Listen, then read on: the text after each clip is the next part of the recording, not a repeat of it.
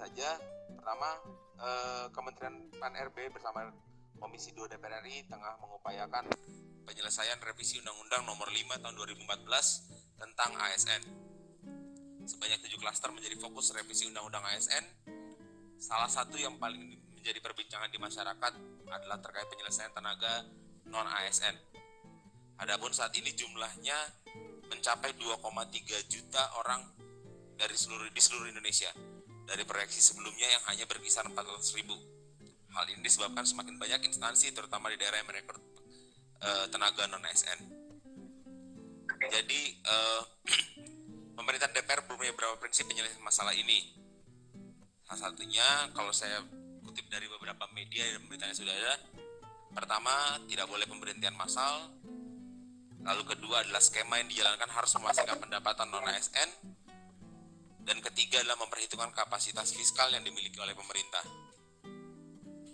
Dalam rapat panja revisi Undang-Undang ASN, terakhir, pemerintah telah menggulirkan wacana juga tentang pengalihan 2,3 juta tenaga honorer tersisa menjadi ASN P3K paruh waktu atau P3K part-time. Pasal tersebut di pasal 90 ada tertulis tenaga honorer, pegawai tidak tetap, pegawai tetap non-PNS, dan tenaga kontrak yang bekerja terus-menerus dan diangkat berdasarkan surat keputusan yang dikeluarkan sampai dengan tanggal 15 Januari 2014 wajib diangkat menjadi PNS.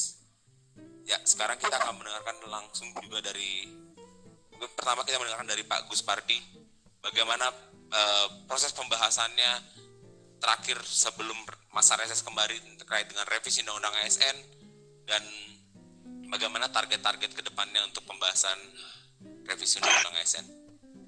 Untuk waktu dan tempat dipersilahkan Pak Gus Pardi. Ya, Assalamualaikum warahmatullahi wabarakatuh. Selamat siang buat kita bersama. Pertama perlu saya menyampaikan bahwa revisi Undang-Undang Nomor 5 Tahun 2014 itu adalah merupakan hak inisiatif dari Komisi 2. Yang ketika itu kita usulkan pada masa Pak Menteri Cahyokumolo almarhum. Ketika itu memang terjadi juga diskusi yang hangat tentang perlu adanya revisi itu atau bagaimana. Setelah kita melakukan urun rembuk dan lain sebagainya, akhirnya disepakati bahwa antara pihak Komisi 2 dengan pemerintah sepakat untuk melakukan revisi Undang-Undang Nomor 5 Tahun 2014 tersebut. Lalu apa-apa saja yang akan dilakukan perevisian terhadap undang-undang itu? Pertama adalah tentang eksistensi KASN, Komisi Aparatur Negara. Bagaimana eksistensi daripada KASN ini? Apakah akan dihilangkan atau dilakukan penguatan terhadap lembaga itu?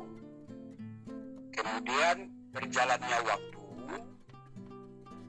kebetulan Pak Cahyokumolo meninggal. Lalu dengan meninggalnya Pak Cahyokumolo, Pak Jokowi mempercayakan Pak Azwar Anas sebagai pengganti beliau. Ketika masa jabatan beliau tersebut, beliau mengeluarkan surat edaran ke seluruh bupati, wali kota, gubernur, dan kementerian dan lembaga seluruh Indonesia untuk melakukan penataan terhadap non-ASN ini. Sebagaimana dikatakan tadi pada prolognya moderator, memang betul bahwa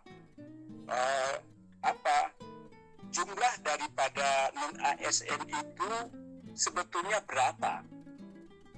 Belum jelas, belum pernah akurasi terhadap jumlah non-ASN itu. Pertama dikatakan 400, 700, 1, sekian sampai dengan setelah dilakukannya surat edaran oleh Pak Menteri, barulah ada jawaban bahwa jumlah non-ASN itu yang terdata oleh Kementerian ATR, Menpan RB ini adalah 2,3 juta dengan ketentuan yang dibuat dalam surat edaran tersebut. Dan saya yakin dan percaya jumlah ini pasti akan membengkak, karena saya juga sudah sampaikan ketika RDP dengan Pak Menpan RB, masih banyak orang-orang yang belum terupdate datanya dikarenakan oleh berbagai hal. Terlalu panjang untuk saya ungkapkan, jadi saya tidak sampaikan. Saya yakinkan jumlah 2,2 juta itu yang terdata oleh kementerian lembaga yang dikirimkan oleh kepala daerah, kabupaten kota, provinsi, kementerian dan lembaga tersebut.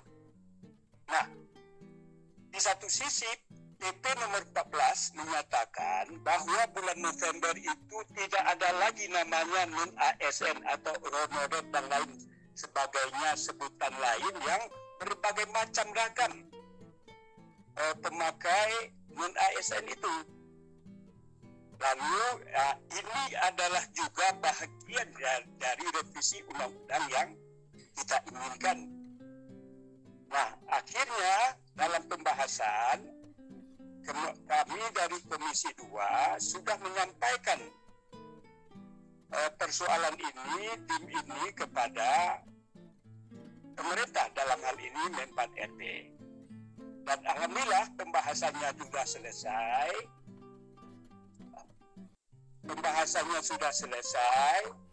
Dan kita sudah melakukan pembahasan dengan Kementerian Menpan RB ini secara intens, secara terstruktur, masif, dan lain sebagainya. Nah, alhamdulillah ketika pembahasan itu memang dimunculkan oleh pihak pemerintah bahwa sebagaimana dikatakan tadi ada 7 klaster, dan saya sebutkan tadi KSN. Yang kita bahas pada hari ini adalah tentang pegawai honorer. Mau diapakan 2,3 juta itu? Lalu pemerintah menyatakan komitmennya, dan kita dukung Komisi 2 terhadap komitmen yang disampaikan oleh pemerintah. Apa itu komitmen? Pertama adalah tidak akan melakukan PHK terhadap 2,3 juta itu. Alhamdulillah, tentu sangat direspon oleh seluruh para honorer dan sebutan lain yang ada di kabupaten kota, provinsi, kementerian dan lembaga seluruh Indonesia. Yang kedua adalah jaminan yang disampaikan oleh pemerintah tidak akan berkurang kesejahteraan yang didapat ketika mereka berstatus sebagai non-ASN itu. Yang ketiga adalah pihak pemerintah pun juga mengatakan bahwa dengan sikap yang demikian juga tidak akan mengelempung anggaran dengan solusi yang akan diterapkan di dalam revisi Undang-Undang Nomor 5 Tahun 2014. Nah, barulah ketika itu apa solusi daripada kebijakan yang dibuat itu? Maka diusulkanlah oleh Pak Menpan RB bahwa revisi undang-undang itu substansinya adalah semuanya akan menjadi ASN.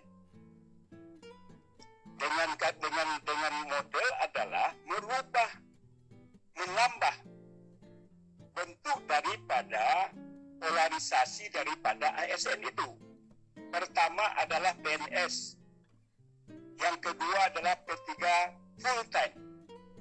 Yang ketiga adalah P3 part time. Saya dulu juga pegawai negeri akademisi. Yang ketiga itu sebelum diatur oleh Undang-Undang Nomor 5 2014, yang ada di pemerintahan itu hanya pegawai negeri sipil, tidak ada P3K. Sebetulnya P3K itu substansi daripada kehadirannya, filosofi kehadirannya itu adalah ingin memasukkan para swasta menjadi pegawai ASN yang bekerja secara profesional. Mereka bisa menjadi eselon 1, bisa juga di eselon 2 dan lain sebagainya. Itu maksud dan tujuan daripada keberadaan P3K ketika itu. Namun dengan perjalanan waktu, dengan dinamika dan persoalan yang muncul terhadap persoalan honorer, atau ASN ini, sehingga langkah-langkah yang strategis yang diusulkan oleh pemerintah adalah bahwa orang-orang yang bekerja di 2,3 sebagaimana saya sebutkan tadi, itu tidak melulu semuanya masuk kepada P3K part-time, tergantung dari tugas yang diberikan oleh pimpinannya kepada yang bersangkutan sesuai dengan tugas, fungsi, dan wewenang yang dimiliki. Bisa saja kalau seandainya pekerjaannya tidak membutuhkan dia harus hadir di kantor itu dari pagi sampai sore, kenapa harus dia dibelenggu di kantor itu? Jadi bentuk-bentuknya berbagai macam, tentu kita serahkanlah kepada pemerintah apa-apa saja bentuk daripada pekerjaan yang bersifat part-time itu. Nah, oleh karena itu, bisa saja guru di SMP dan SMA, karena dia mengajar bukan guru kelas. Dia mengajar guru pelajaran. Tetapi yang penting ada, bisa juga dengan orang-orang yang ahli di bidang programmer. Programmer, dia bekerja sesuai dengan apa yang diminta oleh pimpinannya. Itulah beberapa gagasan yang kita masukkan, dan alhamdulillah pembahasan tentang revisi undang-undang ini sudah selesai kita lakukan di Komisi 2 bersama pemerintah sebelum masa sidang ditutup oleh pimpinan DPR. Namun karena kita menghadapi masa reses, sehingga kita menunda pelaksanaan daripada pandangan mini fraksi, yaitu pleno tentang penetapan daripada revisi undang-undang ini. Prinsipnya semua persoalan sudah kita bicarakan, semua masalah juga sudah kita selesaikan, tinggal hanya lagi ketok palu. Mudah-mudahan setelah masa reses ini, tanggal 15 akan mengakhiri masa reses, setelah itu dibuka masa sidang, dan setelah itu kami rapat internal, dan insya Allah tentu akan menjadwalkan kapan akan dilaksanakan pleno pengesahan terhadap revisi Undang-Undang Nomor 5 2014.